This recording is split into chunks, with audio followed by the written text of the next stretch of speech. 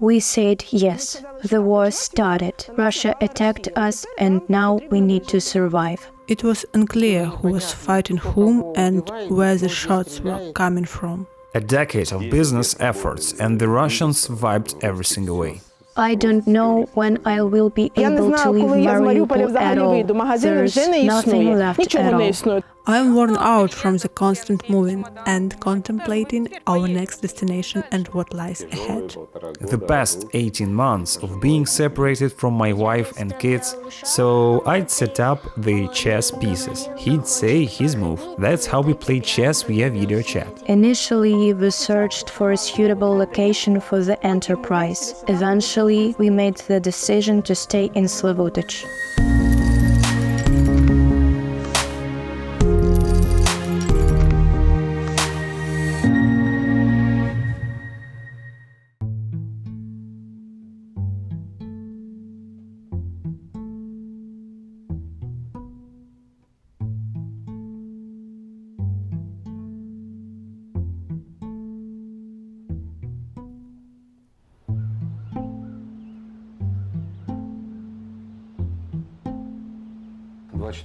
On February 24th, explosions woke us and we knew the war was getting serious.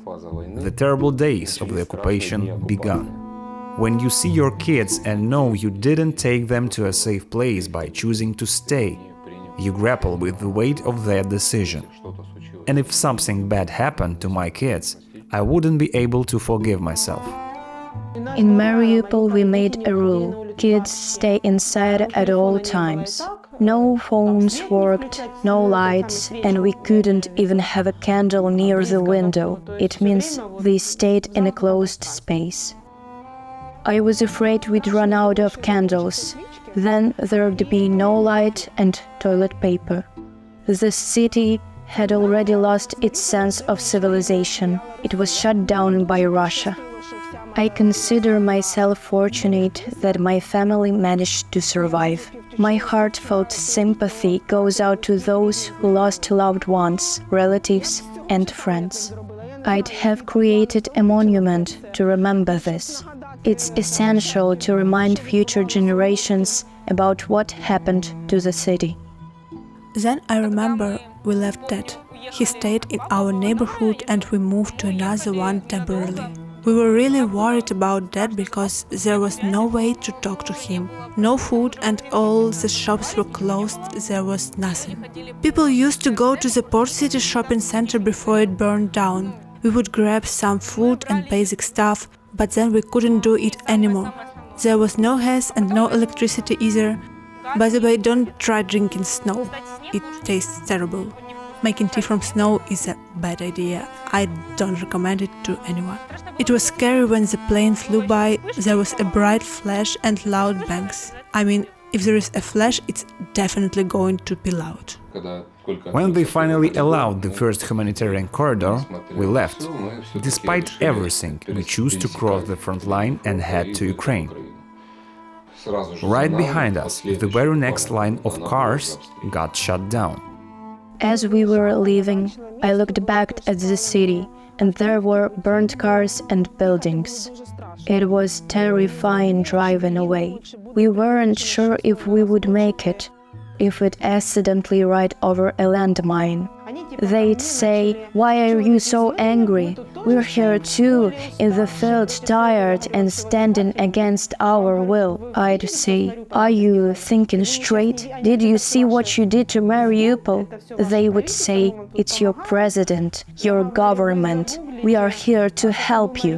I would say, "Just Google what Mariupol looked like before your help and compare to it now.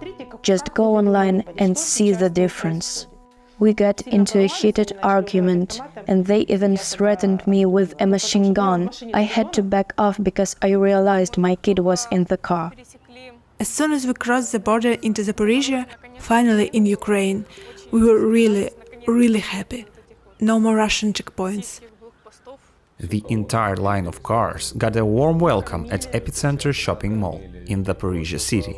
And food, we got warmed up, had warm water.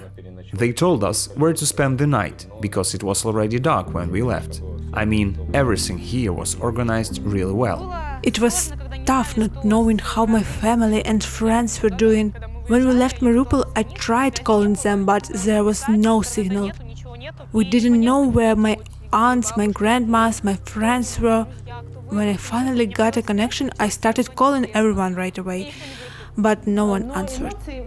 But you don't have time to feel the emotions because you're still in shock. Meanwhile, I had no idea how my mom was doing as she stayed in Mariupol. I mean, those thoughts didn't leave me for a long time until I got in touch with her.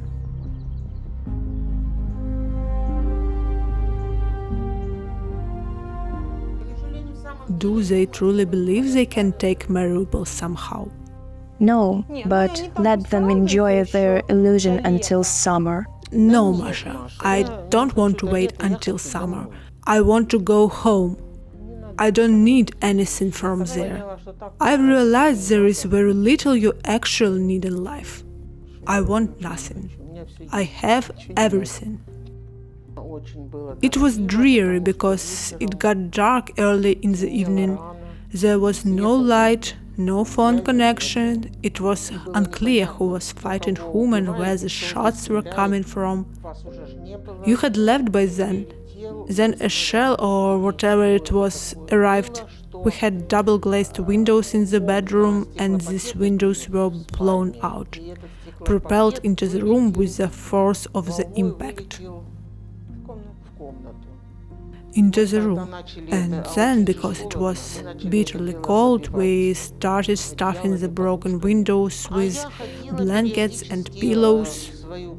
From time to time I would go up to my apartment on the 12th floor to check on things. I turned on my phone there, attempting to get some kind of connection to see Masha. Finally, there came a day when I managed to get in touch with her. In short, I only had time to learn that they had left and were safe and tell her that I was alive and here. Later, when we arrived in Tula, Russia, a taxi driver was driving us and said, "I supposed we had mentioned that we were from Mariupol or something like that."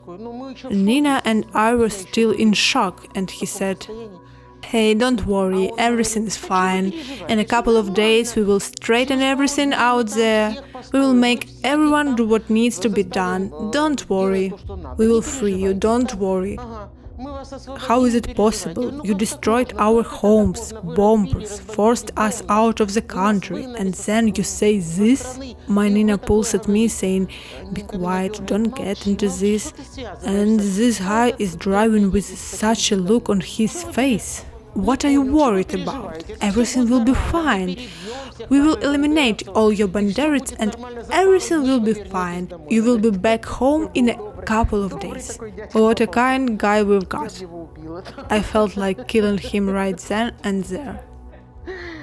I don't understand what to do, where to go, and Masha says, "Come to me, come here, and come here quickly. There is a room." And of course, I had no doubt even then. So we developed a route and off I went. We left the city, realizing the Russians took everything, our business, our life, everything destroyed. The donors said that they still believe in us and want to support us in this tough time. If we find the right place, they will fund and restore, buy the equipment to restore the business. We decided Masha and the kids would go to the Europe, and I'd stay to work on the project here in Ukraine. Masha would help me remotely. I thought it would take a while, but I never expected it to be 18 months. A tough year and a half being away from my wife and kids.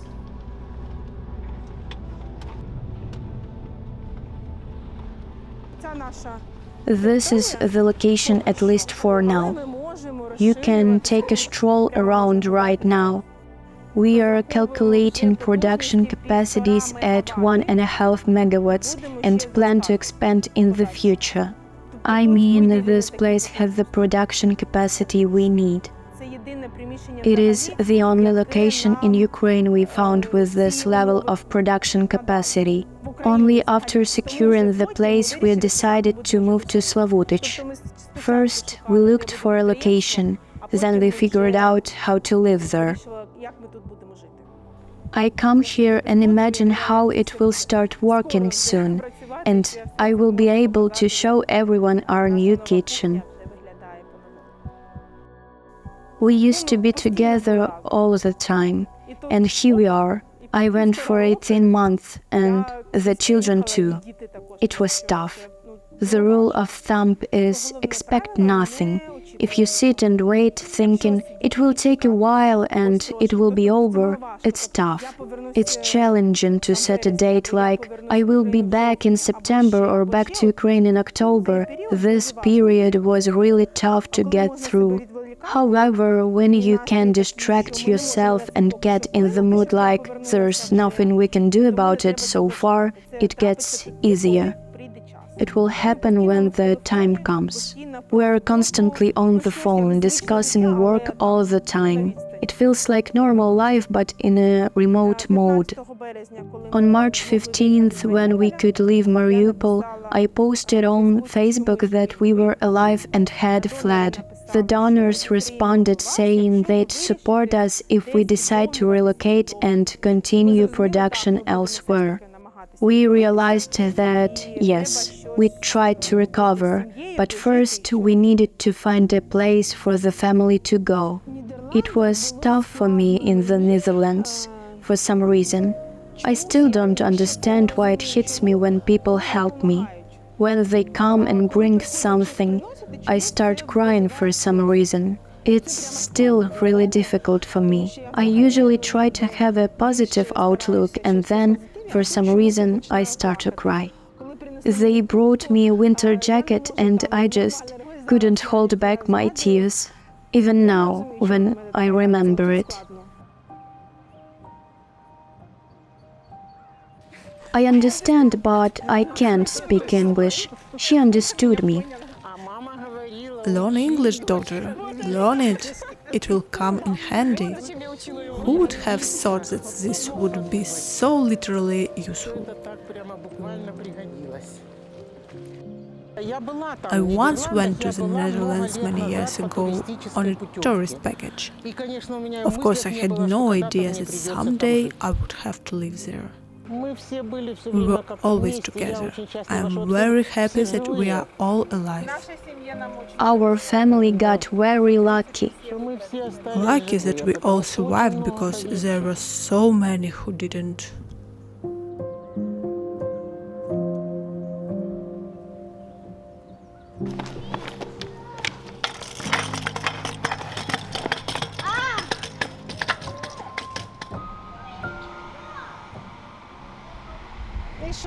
Hey, kiddo, come here.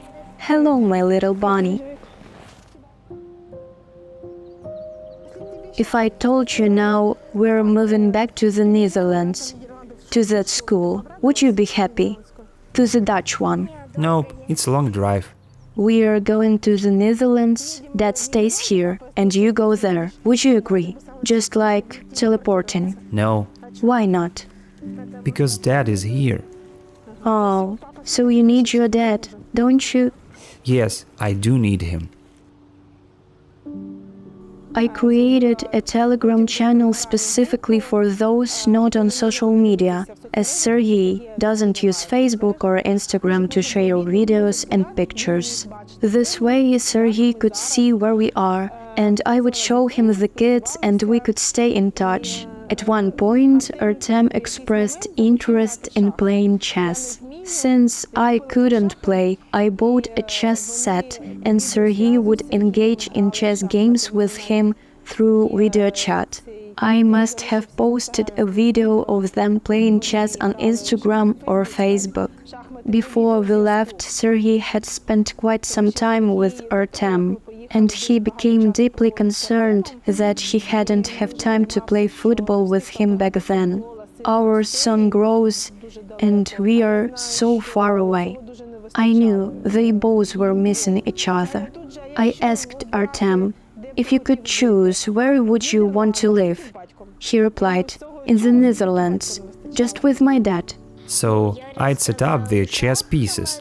He'd said his move. I'd move a piece for him and then make a move in response.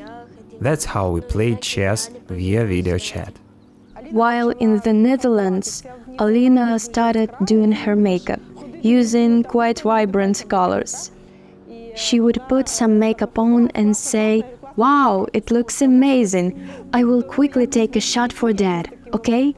I mean, Serhiy could witness these moments with the kids captured in photos and videos, observing how they were growing up. Alina deeply missed her friends. She's all grown up now. She would accompany her granny and me to doctor appointments to act as an interpreter. Everyone relied on her, and she would spend nights engrossed in her phone. During the day, she had to go to a local school as she couldn't turn it down. Not having friends isn't easy. I mean, I had everyone on my phone and I would talk to them at night, but I didn't go out at all. I would take my dog for a walk and occasionally step out with my family. I mean, I didn't have my own group of friends there. Others would hang out with like Syrians, the Portuguese, so we experienced many positive moments, but psychologically adapting to everything was difficult. Naturally, I missed home and my friends. It was particularly distressing to see Ukrainian territories being grabbed and Ukrainian soldiers losing their lives. Yes, it's still depressing, it's still very difficult. I truly miss my past life. This is the most difficult thing for me because I have lost too much.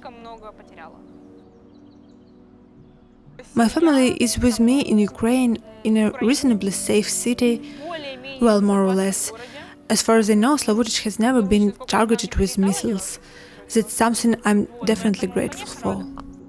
I usually teach English at a language school in the summer. Hey, translate it. We've got a house now. The family is back together, and we are really starting to adjust bit by bit. Still, there are things that worry us. We are waiting for our business to kick off and for a new product to come out. It's been 2 years, and we don't really understand how much the country's economy has changed. Yeah, that's the last piece of the puzzle – financial security. We need to rebuild our financial independence. Once that happens, we can relax a bit.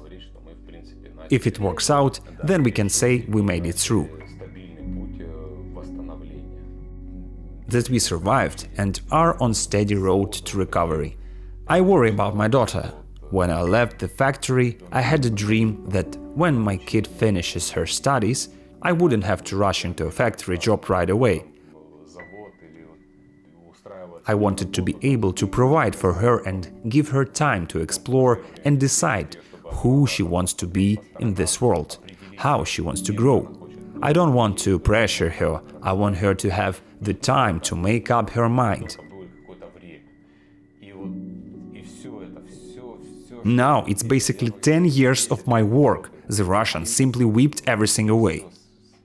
I don't have words, they barbarians, they are not even human. Alina suffered the most. These kids get scattered across the world. Now they are all stressed, staying up at night, spending nights in these Telegram channels and internet. It's impossible to pull her out of there. She's hysterical, saying, "Leave me alone." That's all I have left. I can't be 100% certain about anything right now. For the time being, I just want to contribute somehow, be a part of my parents' work, their business. I'm not ready for anything specific, but it's clear that change is unavoidable. If it happens, it happens. That means it's meant to be, and I will have to adapt. I'm worn out from the constant moving, living out of a suitcase and contemplating our next destination and what lies ahead. I want to have plans that stick, so they don't fall apart. Therefore, I'm hopeful that the time has come when we won't have to abruptly move somewhere, live and upend our lives to survive. Home is where the family is, where I feel comfortable. You're smiling, Alina. Sit up straight. We will print it out later. Okay. We will send it to Grandpa. Yes. I envision my future, no matter how much time I have left, unfolding at home in Mariupol. I don't consider this place my home. I see it more as a temporary residence, like a hotel where I will stay for some time and eventually return home. Well, you can rebuild a business, but what about the people? So many people, so many kids were left in Mariupol. It's scary. I mean, I have no idea how the Russians will live with this. We can endure blackouts. It's nothing. The crucial thing is not to have the city besieged again, with artillery raining down and very little chance of survival. If it's not like that, then we'll most likely still be together. After the victory, Ukraine will be a strong, different country. There won't be corruption here. I truly believe that. Call me naive, but I believe Ukraine will become an awesome, strong nation with a big fence against the barbarians. From the east and a bit from the north. Yes, it will definitely happen. The walls, the apartment, material things don't matter. All this can be done anywhere. The main thing is that the family should be in one place, in one house or apartment, in one city, basically in any place. You can add all the rest.